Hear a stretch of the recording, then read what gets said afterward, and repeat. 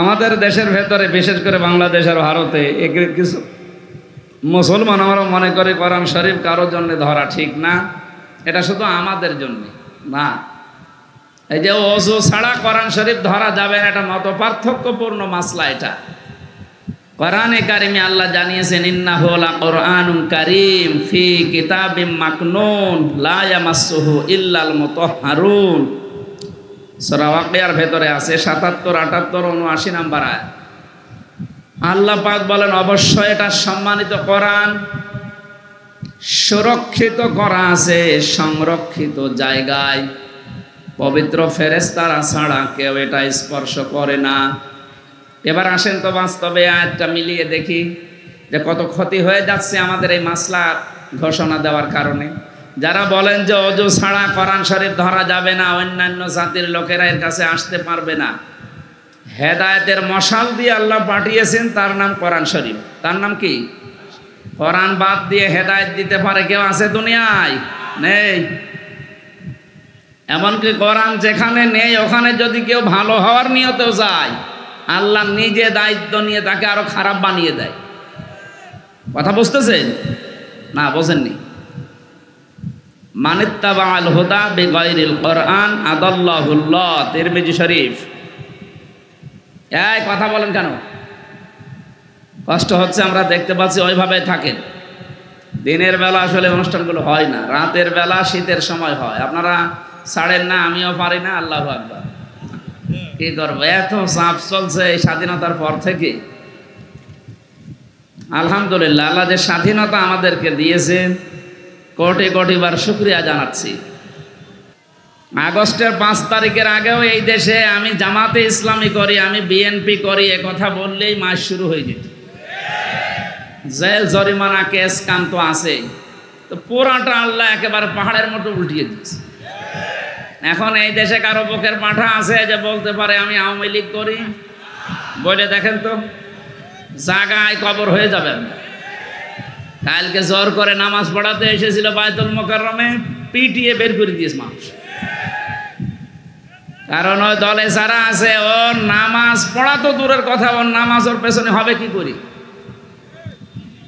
যে লোকটা নৌকা মার্কা নিয়ে দাঁড়াতে পারে, ওর পেছনে নামাজ হয় নাকি আরো নিচে নামা লাগবে? আমার মনে হয় বাংলাদেশে নৌকা মার্কায় না দাঁড়িয়ে কেউ যদি কুকুর মার্কায় দাঁড়ায়, তাও সে পাশ করার সম্ভাবনা সামনে আছে। কিন্তু এটাকে আল্লাহ একেবারে ঘৃণিত করে দিয়েছে। ইয়াজিদকে যেমন ঘৃণিত করে দিয়েছে, ইয়াজিদ নামটা কিন্তু ভালো, তো এত ঘৃণিত করে দিয়েছে জুলুম করার কারণে। একটা হিন্দুকেও যদি বলেন, ও কিন্তু ইসলাম কিছু জানে না, তারপরও যদি বলেন তোর ছেলে হয়েছে 5,000 টাকা দেবো, ইয়াজিদ রাখ, একটা নাম হইল ও গালি। ইয়াজিদ নামটা হিন্দুর কাছেও গালি। আমি তো বিশ্বের বহু দেশে গেছি, ইহুদি, খ্রিস্টান, বৌদ্ধ, হিন্দু, মুসলমান সবার সাথে আমার মেশাজ। ইয়াজিদের নাম আমি আজ পর্যন্ত কারো শুনিও নি, কোনো জায়গায় পাইও, অথচ নামটা কত সুন্দর দেখিয়েছেন, ইয়াজিদ। আজ যারা সুন্দর নামের বড়াই করে, আপনাদের এই বিভাগের এই জেলার বৌমা, এ নামটাও গালি হয়ে যাবে। কালের আবর্তনে দেখবেন এই নামটাও মানুষ গালি হিসাবে ব্যবহার করবে। কাউকে যদি ঘষেটি বেগম বলেন যেমন রেগে যায়, কাউকে যদি ওই নামে ডাকেন সেও রেগে যাবে। এটা শুধু ওনার জন্য না, দোষ হচ্ছে ওনার কাজকর্মে। এই যে জুলুম করেছিল মানুষের উপরে আল্লাহ, এই জন্য পৃথিবীর সৃষ্টি জগৎ যত আছে সবার ভেতরে ওনার প্রতি একটা ঘৃণা জন্ম দিয়েছে। এটা তো আমি বানিয়ে বললাম না। আপনি একটু তাকান বিশ্বের দিকে, যেখানে যাবেন এই নামটা এখন গালি। আমি কয়েকদিন আগে সিঙ্গাপুর, মালয়েশিয়া, থাইল্যান্ড, ইন্দোনেশিয়া যতগুলো দেশ ঘুরলাম, যেখানে এই নামই, কোন দেশে বাড়ি? বাংলাদেশ। এই একজনের নাম বলে, যেখানে একজন ফেরাউন আছে না, কি বলবো না, নে উনি এখন শ্বশুর বাড়ি আছে। কোথায় আছে? যদিও শ্বশুর বাড়ি আপনাদের এখানে, চলে গেছে, আল্লাহ মিলিয়ে দিয়েছে আরেক জায়গায়। অনেকে এখন আশা করছে নাকি ভরসা পাচ্ছে, এই ভরসার কারণে যে চট করে ঢুকে পড়বে। আসে, আপনি চট করে ঢুকে পড়বেন, তাহলে রংপুরের আবু সাইদের মা বাবার কি হবে? আমি এই যে আসলাম ওখান থেকে কয়েকদিন আগে কবর জিয়ারতে গিয়েছিলাম, ওর মার বাবার যে রাগ দেখলাম আপনার উপরে, আপনি এসে দেখেন তো। পালানো ইমাম মসজিদে ঢুকেছিল বায়তুল মোকাররমে, তাই যদি জোতা পিঠা খায়, আপনি আসলে কি পিঠা খাবেন আল্লাহ ভালো জানে। এই জন্য এরকম পাগলামি করেন না, পাগলামি করলে কিন্তু পাগলের মতো মার খাবেন, নয়তো আবার পাবনা আছে আমাদের, কি আছে। আমরা আশা করছি কেউ যেন পাগলামি করবেন না। আজ 100 জন মানুষ আমরা যদি এদেশে থাকি, আজকের রাত 12:30টায় জরিপ বের হয়েছে, কালকে ইন্টারন্যাশনাল একটা আন্তর্জাতিক জরিপ বের হয়েছে। দেশে এখন 100 জনের 58 জন মানুষ চাচ্ছে যে দেশে ইসলামিক হুকুমত কায়েম হোক। মানুষের ভেতরে একটা পরিবর্তন এসে গেছে, দল মত নির্বিশেষে এটা আমরা সবাই চাচ্ছি। হ্যাঁ, অনেকে মনে করেন যদি ইসলাম এসে যায় তাহলে আমি যে ডাইল খাই, কি হবে ডাইল খাওয়ার? আমি যে একটু লাল পানি খাই মাঝে মাঝে, একটু আকিস বিড়ি খাই, কি হবে এটা? হ্যাঁ, কি হবে শোনে, এনাদের হচ্ছে আজিজ বিড়ি আর আমি থাকি আকিস বিড়ি। যারা এই সমস্ত খাবারের অভ্যাস আছে এদের হয়তো কষ্ট হচ্ছে যে না, ইসলাম আসলে আমাদের কি হবে, আমরা খেতে পারবো না। শোনেন, যদি ইসলাম কায়েম হয়ে যায়, এই যে তরিকুল ইসলাম ডিনার সাহেবের মুখে দাঁড়িয়ে নেই, উনি হয়তো বিড়ি খেতে পারে যেহেতু বানায় নিজেরা। উনি যদি এখন মসজিদে প্রবেশ করে, মসজিদ আল্লাহর ঘর, কার ঘর? আমি ওনার বাবা মার কবর দেখতে গিয়েছিলাম, পাশে দেখলাম একটা মসজিদ, আর একটা মসজিদ ওনারা বানাচ্ছে। যত মানুষ ওখানে সেজদা দেবে কিয়ামত পর্যন্ত, সওয়াবগুলো আল্লাহ তার মা বাবা দাদা দাদির কবরে যেন পৌঁছিয়ে দেন। এখানে শিক্ষণীয় বিষয়ে উনি মসজিদে প্রবেশ করার পর যদিও নেশা আছে ওনার বিড়ি সিগারেট খাওয়ার, কিন্তু মসজিদের ওর এরিয়ার ভেতরে বিড়ি সিগারেট খেতে পারবে? বলেন বলেন, কেন? পরিবেশটা এরকম, পুরাটা জায়গা আল্লাহ রহমত দিয়ে ঢেকে রেখেছেন। আল্লাহুম্মা আফতাহ লি আবওয়াবা রহমাতিক, এটা বলা হয় না যে আল্লাহ তোমার রহমতের দরজা সব খুলে দাও? তার মানে রহমতের জায়গা মসজিদ। রহমতের জায়গা কোনটা? ওখানে গেলে যেমন আপনার আর বিড়ি লাল পানি ডাল খেতে মনে বলবে না, পরিবেশ নেই ওখানে, জায়গাটা এরকম। ইসলাম কায়েম যদি হয় এই দেশে, ইসলামী হুকুমত যদি আসে, পুরা বাংলাদেশের 56,000 বর্গ মাইল পুরা এরিয়াটাই হয়ে যাবে এরকম মসজিদের মতো। আপনার তখন মনে চাবে না যে একটু ডাইল খাই, একটু বাবা খাই, না, আপনার মনই আসবে না। আপনি ব্যস্ত থাকবেন আল্লাহকে নিয়ে, রসুলকে নিয়ে, আপনার পরকাল নিয়ে। সুবহানাল্লাহ বলতে পারেন নাই? আল্লাহ এরকম একটা পরিবেশ আমাদেরকে যেন উপহার দেন, বলেন আমিন। যেহেতু কোরআনে কারিমের কাছে আমরা আসতে কয়েকটা বাধা পাচ্ছি, যে ওযু ছাড়া কোরআন ধরা যাবে না, অমুসলিমরা আসতে পারবে না, তাহলে দেশের ভেতরে ইসলাম প্রচার করা, মানুষকে জানানো, কি দিয়ে জানাবেন আপনি? এবার আমি শব্দের দিকে তাকাচ্ছি, এই এদিকে তাকান। ফি কিতাবিম মাকনুন, আল্লাহ পাক বলেন সংরক্ষিত করা আছে এই কোরআনে কারিমকে সুরক্ষিত জায়গায়। মাকনুন শব্দের শাব্দিক এমন জায়গা যেখানে হাতের স্পর্শ লাগে নাই। আর আমরা জানি পৃথিবীর 2টা জায়গা আছে যেখানে হাতের স্পর্শ লাগে না। একটা মায়ের পেট, যেখানে সন্তান থাকে, রেহেম। 2 নম্বরে লাউহে মাহফুজ, যেখানে ফেরেশতা ছাড়া কেউ হাত দিতে পারে না। আয়াতের পরবর্তীতে যে শব্দটা আল্লাহ দিলেন, লা ইয়ামাসসুহু ইল্লাল মুতাহহারুন, এই যে স্পর্শ করে না তাহারাত ব্যতীত।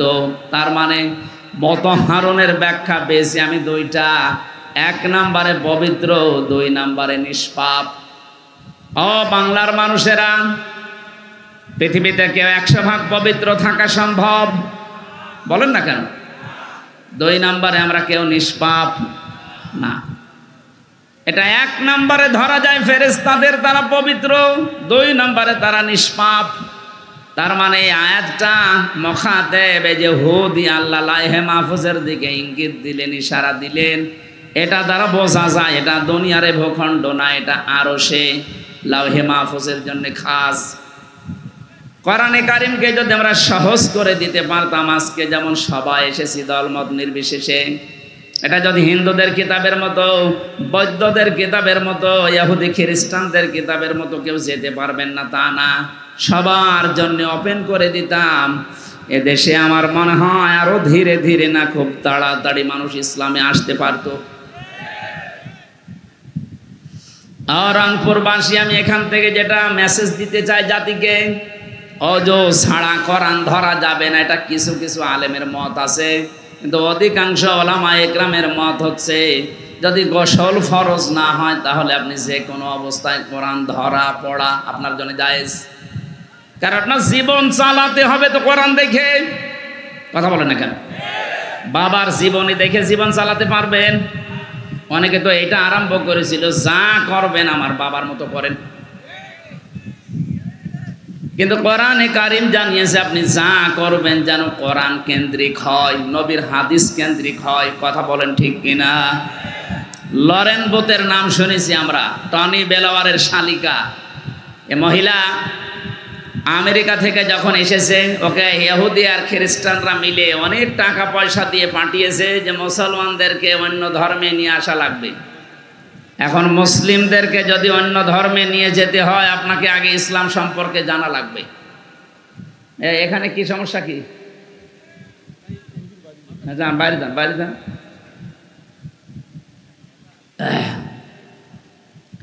লরেন বুথ এই মহিলা ইরানের তেহরান বিমানবন্দরে নামার পর এক মুসলমানকে ডাক দিয়ে বলছে, ভাই আমি মুসলমান হব না, আমি একজন খ্রিস্টান, কিন্তু আমি ইসলাম জানতে চাই। কোন বই পড়লে অথেন্টিক ভাবে ইসলাম জানা যাবে আপনি সেইটা আমারে দেন। আপনাকে যদি কোনো হিন্দু এসে বলে আমি ইসলাম জানতে চাই কিন্তু আমি গ্রহণ করব না, আমি কি পড়লে সঠিক ইসলাম জানতে পারবো, কি দেবেন বলেন তো? এখন প্রশ্ন আসতে পারে না, তো হিন্দু মানুষ খ্রিস্টান, ওকে কোরআন দেবেন মানে তো ওজু নেই। এই মহিলাকে কোরআন শরীফ শুধু না তাফসির সহ দিয়েছিলেন মুসলমান। 3টা বছর পরে যখন এই মুসলমান হচ্ছে, সাংবাদিকরা প্রশ্ন করেছিল তামাম দুনিয়া এখন সব চাইতে বেশি মানুষ বাস করে খ্রিস্টান ধর্মে, এরপরে মুসলিম, তা আপনি খ্রিস্টান থেকে মুসলমান হচ্ছেন মানে? লরেন বুথ বলেছে আমি কোরআন পড়ে 53 জায়গায় লাল দাগ দিয়েছিলাম। এতদিন শুনতাম যে কোরআনে কোনো ভুল নেই, সন্দেহ নেই, অবকাশ নেই, আজকে আমি 53 জায়গায় পেয়েছি। কিন্তু আশ্চর্যের বিষয়, যেখানে আমি লাল দাগ দিয়েছি দেখি পরের আয়াতে পরের পাড়ায় আল্লাহ ওই জবাব আগেই দিয়ে দিয়েছে। শেষ পর্যন্ত সূরা নিসার 34 নম্বর আয়াতটা পড়ার পরে আমার বিবেক খুলে গেছে, আমি আর থাকতে পারলাম না, চলে আসলাম মুসলিম ধর্মে। আপনি বলেন তো, এই মহিলা যে পড়েছিল 3টা বছর আমাদের মতো আনাকুম জানাকুম পড়ে নাই, পড়ার মতো পড়েছে। পড়া কোরআন শরীফ তো শেষ করেছে তাফসীর সহ না। আলহামদুলিল্লাহ লা ইলাহা ইল্লাল্লাহ লা ইলাহা ইল্লাল্লাহ মুহাম্মাদুর রাসূলুল্লাহ। আমার ভাইরা, এই জন্য আমরা কোরআনে কারিমের কাছে আসার চেষ্টা করি। পৃথিবীর একটাই মাত্র কিতাব যেখানে আসলে দুনিয়া আখিরাতে আপনার সম্মান বাড়বে। এই যে ইন্নাহু লাকুরআনুন কারীম, নিশ্চয় এটা সম্মানিত কোরআন। এই কোরআন শরীফ যদি টেবিলের উপরেও থাকে, টেবিলের উপরে কোরআন রাখার আগে কেউ যদি টেবিলের উপরে লাথি দেয় কেউ বেয়াদব বলে না, কোরআন থাকাকালীন কোনো মানুষ যদি টেবিলে পাও লাগায় সে যেই হোক তারে বেয়াদব বলবে। এটা থাকলেই যদি সম্মান বেড়ে যায়, আমাদের ব্যক্তি, পরিবার, সমাজ এবং এ রাষ্ট্রে যদি আজকে কোরআনে কারিমটা চলে আসে, আমার মনে হয় তামাম দুনিয়ার 228টা রাষ্ট্রের ভেতরে এদেশের মর্যাদা আল্লাহ বাড়িয়ে দেবে। 228টা না, 5টা রাষ্ট্র বাড়তেছে, 7টা। কয়টা? কথা বলছে না কেন? 7 সিস্টার নাম শোনেননি? ওরা আমাদেরকে পাকিস্তান থেকে 1 টুকরা করেছিল, 1 ভাগ করে দিয়েছে পাকিস্তান থেকে, এই জন্য নাকি পরম বন্ধু। তা আমরা এখন 7 টুকরা করে দিচ্ছি, তাহলে আমরা বড় বন্ধু? কথা বলেন না কেন? আমরা বড় বন্ধু না আপনাদের? আপনারা এক টুকরা করে যদি এত বড় বন্ধুত্বের দাবি করেন, সারা জীবন সব দিয়ে যাচ্ছি বন্ধু, তা আমরা তো 7 টুকরা করে দিচ্ছি। পৃথিবীর মানচিত্রে এখন রাষ্ট্রের সংখ্যা হবে 228টা না 235টা। সুতরাং এত বড় উপকার করছে আপনাদের, সারা জীবনের জন্য আমরা আপনাদের বন্ধু। আজকে ডক্টর ইউনূস ঘোষণা দিয়েছে, এই দেশের কোনো বিষয়ে সিদ্ধান্ত নেওয়ার জন্য ভারতের আর দরকার নেই, এ দেশের সিদ্ধান্ত আমরা নিজেরা এখন থেকে নিতে সক্ষম। এ কথা এই 15.5 বছরে কেউ বলতে পেরেছিল? খালি জি হুজুরে ছিল, কথা বলছে না কেন? সুতরাং যে লোকটা এরকম কথা বলতে পারে, অবশ্যই তার পেছনে কোনো দেওয়াল আছে। আপনি উল্টা পাল্টা ধারণা করেন না যে না 80 বছর বয়সে আর কি করবে মানে আপনি টের পাচ্ছেন? 7 সিস্টার স্থায়ী থাকবে না, নরমাল থাকবে না, এক ঘোষণা দিয়েই ও ছাতা ভেঙে গেছে, শুরু হয়ে গেছে অলরেডি। এই জন্য আমাদের উচিত কোরআনের কাছে আসা। সম্মান যদি দুনিয়া আখেরাতে আমরা বাড়াতে চাই, এটা ছাড়া বিকল্প কিচ্ছু নেই। 53 বছর আমরা বহু কিছু দেখেছি মানুষের তৈরি করা নিয়ম নীতি দিয়ে, কাঙ্ক্ষিত আমাদের শান্তি পাইনি। এখন শুধু বাকি আছে আল্লাহর কোরআন দিয়ে দেশ চললে কেমন দেখা যায়। কথা বলেন। 100 জনের 58 জন যখন চাচ্ছে, বাকিটাও আর বাকি থাকবে না, ইনশাআল্লাহ সব কোরআনের দিকে ধাবিত হবে। আল্লাহ এটা আমাদের চর্ম চোখে দেখে মরার তৌফিক দিন, বলেন আমিন।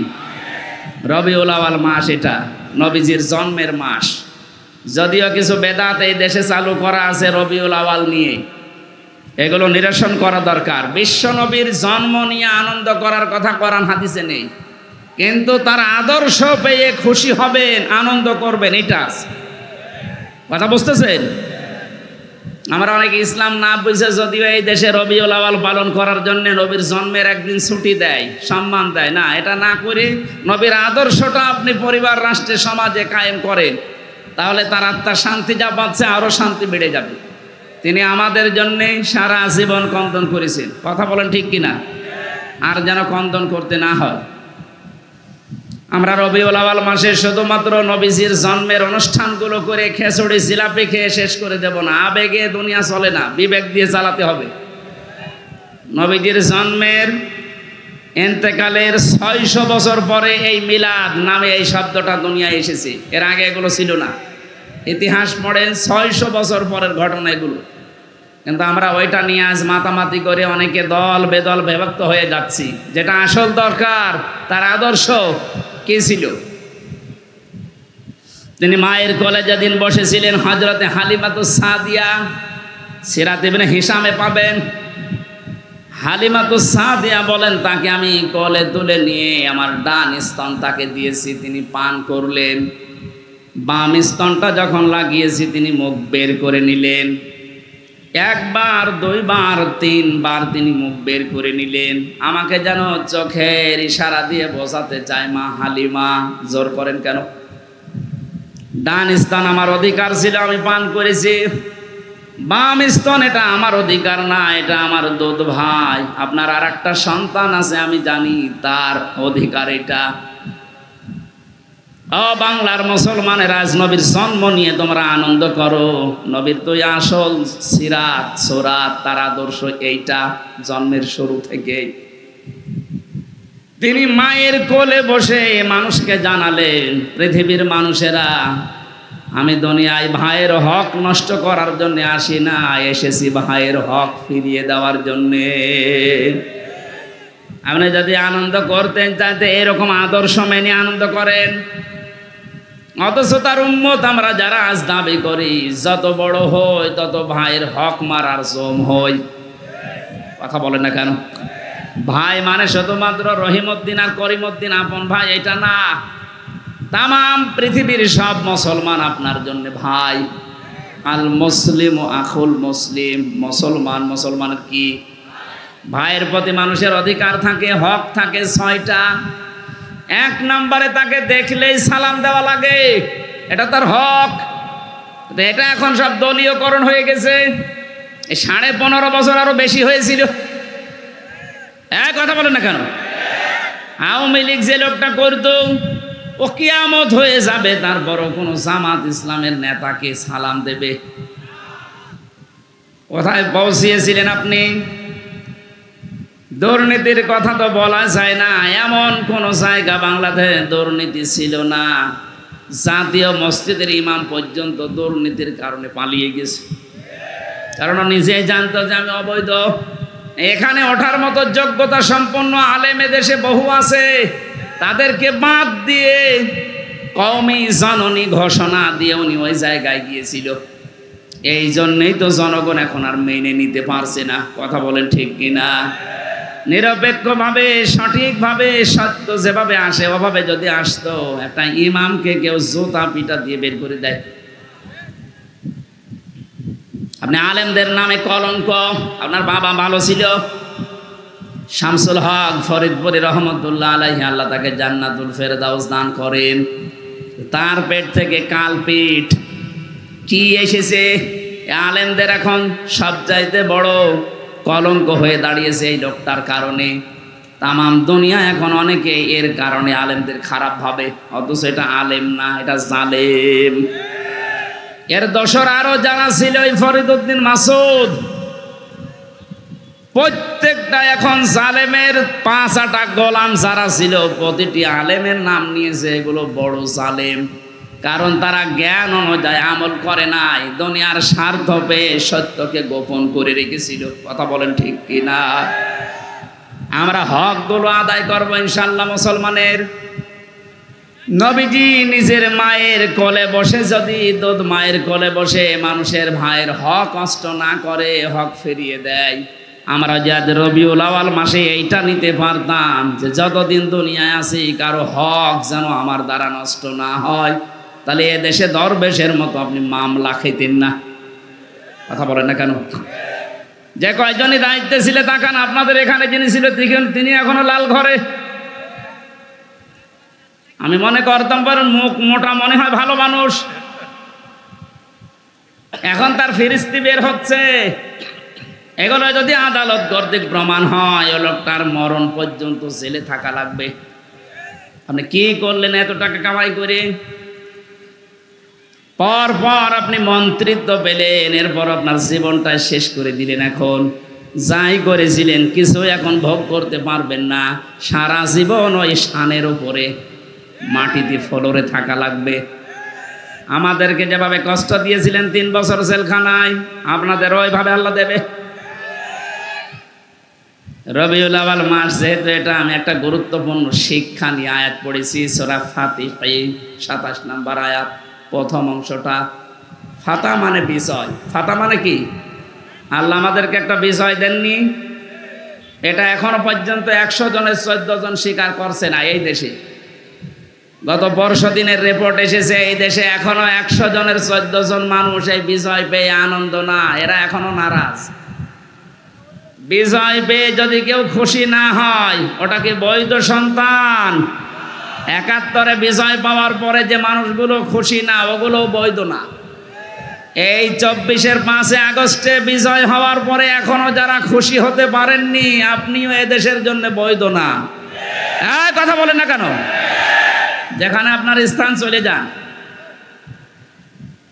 এদেশের বৈধ মানুষ আমরা যারা আছি, এখানে বাস করার মতো তারাই থাকতে চায়। আর আপনি পরিচয় দিয়ে ঘুরে দাঁড়াতে পারবেনও না। আমার মনে হয় মাওলানা মামুনুল হক গত কয়েকদিন আগে ঘোষণা দিয়েছে, এদেশে যারা জালেম ছিল 1628 জন নাম করা, যারা চেয়ারে ছিল, আর এদের যারা দোসর ছিল বিভিন্ন জেলা উপজেলা থানাতে, এদের নামের তালিকা করে মোড়ে মোড়ে টাঙিয়ে দেন, যেন এই জালেমরা মরণের আগে এদেশে আর ঢুকতে না পারে। আসলেই পিটিয়ে মেরে ফেলার দরকার নেই, হাড় মাড় ভেঙে দেবে। কারণে মানুষগুলো, বহু মানুষের হাড় ভেঙেছে দুনিয়ায়। কথা বলেন ঠিক কিনা? আবু সেহেলের বাড়ি পায়খানা হয়েছে, কারণ সেখানে বসে ও সলা পরামর্শ করতো ইসলামের বিরুদ্ধে, নবীর বিরুদ্ধে। তাহলে আমি এখান থেকে একটা মাসলা বের করতে চাই, আবু সেহেলের বাড়ি যে জায়গাটা কি কম দামি নাকি? কাবার পাশে কত দামি জায়গা বলেন তো? এত দামি জায়গা যদি শুধু জুলুমের বাস করার কারণে, জালেমরা বাস করতো, আর সলা পরামর্শ করতো ইসলামের বিরুদ্ধে, রসুলের বিরুদ্ধে। এই কারণে পুরা জায়গাটা আল্লাহ ইন্টারন্যাশনাল পায়খানা বানিয়ে দিয়েছে। এদেশেও যারা বিভিন্ন নম্বরে বসে বসে, আমি নাম নিলাম না, এই তো 34-35 নম্বর বাড়ি আছে না, কত রকমের নম্বরের বাড়ি, এ বাড়িতে যারা বসে বসে সলা পরামর্শ করতেন আলেমদের বিরুদ্ধে, ইসলামের বিরুদ্ধে, আর জালেমদের বসবাসের জায়গা এগুলো, আমার মনে হয় এগুলো জাতীয় পায়খানা বানানো দরকার। সারা দেশের লোক যাবে, মানুষ বুঝবে যে এটা আবু জেহেলেরই একরকম বাড়ি। কারণ জুলুম করলে সবার অন্তর থেকে মায়া মহাব্বত তুলে দেন কে? আর যদি কেউ ন্যায়ের উপরে থাকে তার প্রতি ভালোবাসা মহব্বত তৈরি করে দেয় কে? এটাকে আমি বানালাম না। সূরা মারিয়ামের 96 নম্বর আয়াতে আল্লাহ জানিয়েছেন, ইন্নাল্লাযীনা আমানু ওয়া আমিলুস সালিহাতি সায়াজআলু লাহুমুর রহমানু উদ্দা। কোন মানুষ যদি ঈমান অনুযায়ী ভালো ভালো কাজের আঞ্জাম দেয়, নেক কাজগুলো করে, তার প্রতি সৃষ্টি জগতের মহব্বত ভালোবাসা তৈরি করে দেয় আল্লাহ নিজে। যেমন আল্লামা সাঈদী, কথা বলছে না কেন? এদেশের দল মত নির্বিশেষে আমি পেয়েছি, শুধু ওই 14 জন যারা এখনো খুশি না, ওরা বাদ দিয়ে 100 জনের 86 জন মানুষ এই দেশে আল্লামা সাঈদীকে ভালো মানুষ মনে করে। আমি আজকে যে বাড়িতে গিয়েছিলাম তরিক ভাইয়ের, পরাণের পাখি, সেই 90 সালের দিকে ওখানে এসেছিলেন। আজান দিচ্ছে, একজন জবাব দিয়ে দিলে হয়ে যাবে, অসুবিধা নেই, একজন জবাব দিয়ে দেন, হয়ে যাবে। আমরা কোরআনের সূরা ফাতিহা থেকে যে আয়াত পড়েছি, তাফসীর আকারে কথা বলার জন্য এগিয়ে যাচ্ছি। লাকাদ সাদাকাল্লাহু রাসূলাহুর রুয়া বিল হক। আল্লাহ পাক বলেন, অবশ্যই আমি আল্লাহ আমার রাসূলকে যে স্বপ্ন দেখিয়েছিলাম, এই স্বপ্নকে বাস্তবে রূপ দেব। এই যে রাসূলের যে স্বপ্ন, এই স্বপ্নকে বাস্তবতায় নিয়ে আসবেন কে? আমার প্রতিটি কথায় শিক্ষা আছে। রাসূলুল্লাহকে আল্লাহ যে স্বপ্ন দেখালেন, এই স্বপ্নকে বাস্তবে রূপ দেওয়ার ঘোষণা দিয়েছেন, বলেন তো কে? নবীজি এই স্বপ্ন বাস্তবায়ন করবেন না আল্লাহ? বলেন বলেন। এখন তো নবীজি নেই। এই যে রাসূলুর রুয়া বিল হক, রাসূলের স্বপ্নকে সত্য পরিণত করার দায়িত্ব সাদাকাল্লাহ আল্লাহ নিজে নিয়েছেন। যেহেতু নবীজি নেই, কিয়ামত পর্যন্ত উনি আসবে না, কিন্তু ওনার নায়েব আসবে। কথা বলে না কেন? ওনার নায়েবে রাসূল যারা, উত্তরাধিকারী যারা, আলেম যারা, কিয়ামত পর্যন্ত এরাও যত স্বপ্ন দেখবে, এদের এই স্বপ্নগুলো দুনিয়ায় বাস্তবায়ন করার দায়িত্ব কার? আপনি আয়াতটার বাস্তবে মিলান। ১৫০০ বছর আগে নবীজি দেখেছিলেন যে আমি হজে যাচ্ছি, নিরাপত্তার সাথে হজ করে আবার ফিরে আসছি। যদিও তিনি বাধা পেয়েছিলেন। হুদায়বিয়ার সন্ধির সময় ১৩৯৯ জন মানুষকে নিয়ে বিশ্ব নবী মুহাম্মদুর রাসূলুল্লাহ সাল্লাল্লাহু আলাইহি ওয়াসাল্লাম তিনি বায়াত গ্রহণ করিয়েছিলেন যে ওরা ওসমানকে আটক করে ঘোষণা দিয়েছে যে মেরে ফেলেছে। একটা মানুষকে বিনা কারণে যে মেরে ফেলেছে, বিনা অপরাধে যারা মারতে পারে, তাদের এই শাস্তি না দিয়ে আমরা মক্কা থেকে মদিনায় ফেরত যাব না। কি পেলেন এই ঘটনার দ্বারা? এটা ইবনে কাসিরের ভেতরে আছে। ওই সময় মাত্র একজনকে তারা বিনা কারণে মেরে ফেলেছে, মিথ্যা এই সংবাদ ছড়িয়েছিল। বিশ্বনবী মুহাম্মদুর রাসূলুল্লাহ ১৩৯৯ জন মানুষকে নিয়ে তিনি বললেন, ওসমান হত্যার প্রতিশোধ না নিয়ে আমরা একটা ইবাদত করব না। তিনি ফরজ হজে ছিলেন, ভেঙে ফেললেন, ইহরামের কাপড় খুলে ফেললেন, বলেন সাধারণ কাপড় পরো। রোজা ছিলেন, বলেন রোজা ভেঙে ফেলো, শরীরে শক্তি তৈরি করো, আমার হাতের সাথে হাত লাগাও। ১৩৯৯ জনই হাত দিয়েছিল। নবীজি উপরে আর একটা হাত দিয়ে বললেন এটা ওসমানের হাত। কারণ আজকে মিথ্যার বিরুদ্ধে, হত্যার বিরুদ্ধে যারা অবস্থান নিয়েছে, তাদের সবাইকে আল্লাহ কবুল করে নিয়েছে। সূরা ফাতির 18 নম্বর আয়াতটা আল্লাহ নাযিল করলেন ওই সময়, লাকাদ রাদিয়াল্লাহু আনিল মুমিনিনা ইয ইউবাইউনাকা তাহতাশ শাজারা। এই যে তাহতাশ শাজারা, বাবলা গাছের নিচে যারা আপনার হাতে আজ বায়াত গ্রহণ করছে, এদের সবার উপরে আমি আল্লাহ অবশ্যই রাজি হয়ে গেছি। এখানে শিক্ষা এই, বিনা কারণে কোনো মানুষকে যদি কেউ মেরে ফেলে, আর অন্যায় হত্যার বিরুদ্ধে যদি কোনো মানুষ দাঁড়ায়, তার জীবনের উপরে আল্লাহ খুশি হয়ে যায়। আজ এই 15.5 বছরে কত মানুষকে বিনা কারণে আপনি হত্যা করেছেন বলেন? কত মানুষকে বিনা কারণে গুম করে রেখেছিলেন, আয়না ঘরে রেখেছিলেন, আমার নিজেরাও রেখেছিলেন 10 দিন। কত মানুষকে আপনি এই দেশ থেকে বিনা কারণে বিচারের আগে আপনি হত্যা করে গুম করে শেষ করে দিলেন। আমার মনে হয় এই দেশের এখন 18 কোটি মানুষ যদি এই সিদ্ধান্ত নেয়, ওরা যদি ওসমান হত্যার সিদ্ধান্ত নিতে পারে, ওসমান হত্যার বদলা না নিয়ে আমরা কোনো হজ, কোনো রোজা, এমনকি মদিনায়ও ফেরত যাব না। আজকে 18 কোটি মানুষ সিদ্ধান্ত নেওয়ার সময় 15.5 বছরে যত গুম, খুন, হত্যা, রাহাজানি হয়েছে, যত টাকা আত্মসাৎ হয়েছে, এগুলোর প্রতিশোধ না নিয়ে ওদেরকে দেশে আসতে দেব না। আমাদের 18 কোটি মানুষের উপর আল্লাহ খুশি হয়ে যাবে। তিনি যে স্বপ্নগুলো দেখলেন, আবার কারেন্ট চলে গেল। তিনি যে স্বপ্নগুলো দেখেছিলেন, প্রতিটা স্বপ্নকে আমার আল্লাহ বাস্তবে রূপ দিয়েছিলেন। আমার তো আয়াত পড়ার পরে এখন এই 1500 বছর পরে মনে হচ্ছে, নবীর স্বপ্ন যেভাবে আল্লাহ দেখিয়েছেন, এখন নবীর নায়েব যারা, নবীর উত্তরাধিকারী যারা, নায়েবে রাসূল যারা, ওয়ারিস যারা, আলেম যারা, তাদের স্বপ্ন আল্লাহ রূপ দিচ্ছেন।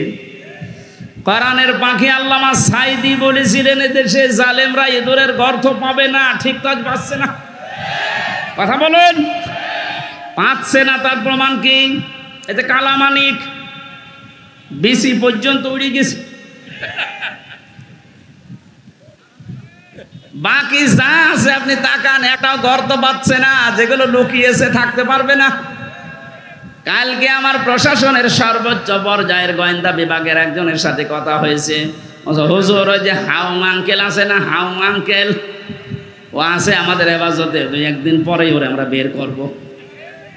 কোথায় লোকাবেন? যারা টাকা পাচার করেছিলেন বাইরে, টাকাগুলো ইমিডিয়েটলি তাড়াতাড়ি দেশে নিয়ে আসার চেষ্টা করেন। যদি দেশে নিয়ে আসতে না পারেন, আপনাদের ছেলে মেয়ে বউ সবই দেশের কাজে লাগানো হবে, সব বাজেয়াপ্ত করা হবে রাষ্ট্রের। কথা বলে না কেন?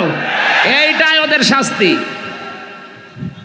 কোরআনের পাখির আর একটা স্বপ্ন আমরা শুনেছিলাম, বলেছিল শুধু নাড়া দেব, দিল্লি গিয়ে পড়বা, তাই পড়েছে। পৃথিবীর 228টা রাষ্ট্র কোনো জায়গায় গেল না, একেবারে মামু বাড়ি। উনি যা বলেছিল 100 ভাগ খাপের খাপ, মমতাজের বাপ।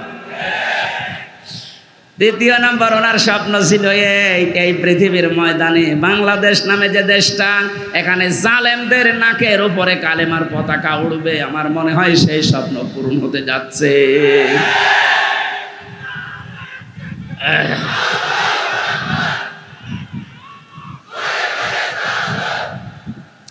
একটা হোস্টেলে 100 জন খাবার খায়, সকালে নাস্তা দেওয়ার সময় চিড়া আর মুড়ি দেওয়া হয়। 20 জন বলছে আমাদের এই খাবারই যথেষ্ট, বাকি 80 জন বলে না, এ খাবার হবে না। আমরা কেউ চাই কলা পাউরুটি, কেউ চাই খিচুড়ি, কেউ চাই রোল, এরকম বিভিন্ন নাম দিয়েছে। হোস্টেলের ম্যানেজার বলছে এভাবে হবে না, ভোট হোক। ভোট দেওয়ার পরে দেখা গেল যে চিড়া মুড়ি যারা খায় 20 জন, ওরা 20 জন এক দলে। যারা কলা পাউরুটি চায় তারা ভোট দিয়ে 18 জন, যারা রোল চায় তারা 19 জন, যারা খিচুড়ি চায় তারা 17 জন।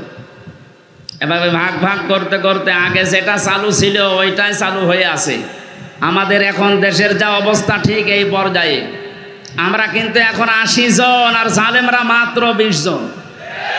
আমরা যদি এখন এই কার টুপি ময়লা হবে, কার টুপি লম্বা হবে, কে হাত বাঁধবে, কে কি করবে, এই সব নিয়ে ব্যস্ত থাকি, 80 জন হওয়ার পরও কিন্তু ওরা আবার আগেরটাই কায়েম করে ফেলবে।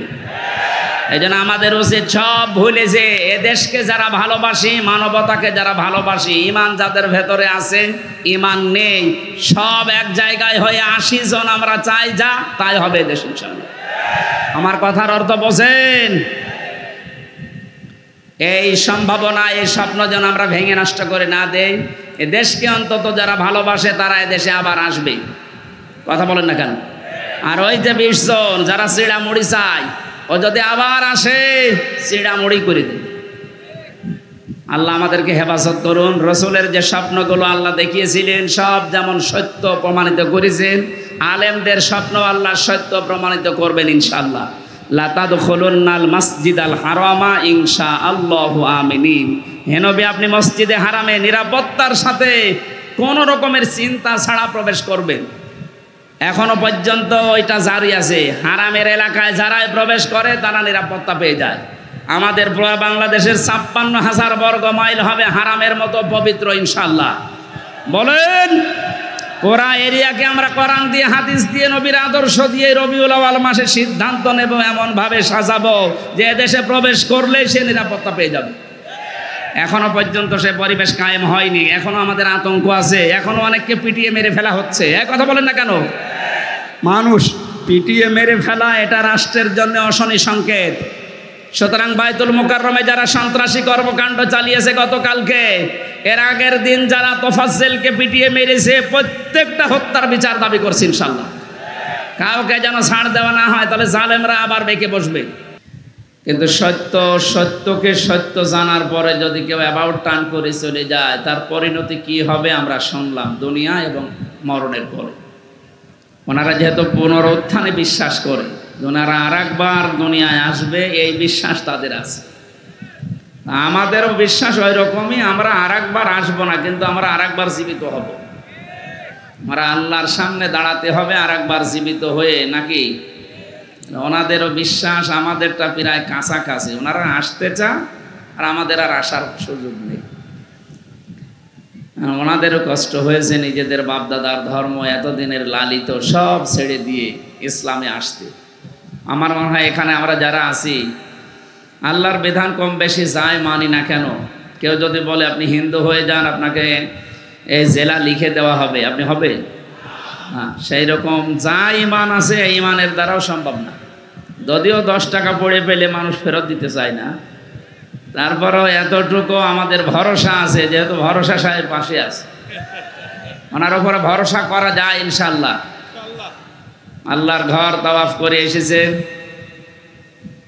নামাজ পড়েন, রোজা রাখেন, ঘোষণা দিলেন যে সমস্ত বিশ্বাসগুলোর দ্বারা মুসলমান থাকা যায়, আল্লাহ যেন ওই বিশ্বাসগুলো দিয়ে তাকে পূর্ণতায় পৌঁছিয়ে দেন। জাতির সাথে অনেকে মুনাফিকি করেছে আমরা দেখতে পাচ্ছি। এই যে দরবেশ বাবা, তার দাড়ি তো ভরসা সাহেবের চাইতেও বড় ছিল। তার সব সাদা, মাথা থেকে শুরু করে পা পর্যন্ত যা শরীরে ডেসাপ সব কি ভেতরের অবস্থা আমি জানি না, আমার মনে হয় এটাও সাদা, সব সাদা। সাদা মনে কাদা নেই, কিন্তু ওর মনে যে এত কাদা এখন টের পাচ্ছে জনগণ। কত বড় ধোকা, দাড়ি কেটে নম হয়ে গেছে। তরিক ভাই আসার সময় বলছিল যে পোড়া ধোকাবাজি, পোড়া প্রতারণা। এ দাড়ি রেখেছিল মেকি দাড়ি, মানুষকে ধোকা দিয়ে বোকা বানিয়ে কোটি কোটি টাকা আত্মসাৎ করেছে। চিন্তা করেন, 36,000 কোটি টাকা। পদ্মা সেতু বানিয়েও 4,000 কোটি টাকা থেকে যাবে। এই লোকটা দরবেশ হয় কি করে আমি তো বুঝি না। এ ধরবেশ, দরবেশের বেশ ধরেছিল। কথা বলেন ঠিক কিনা? আমরা তো আর বেশ ধরিনি, আমরা খাঁটি মুসলমান। এবার আওয়াজ তো সেরকম বড় হচ্ছে।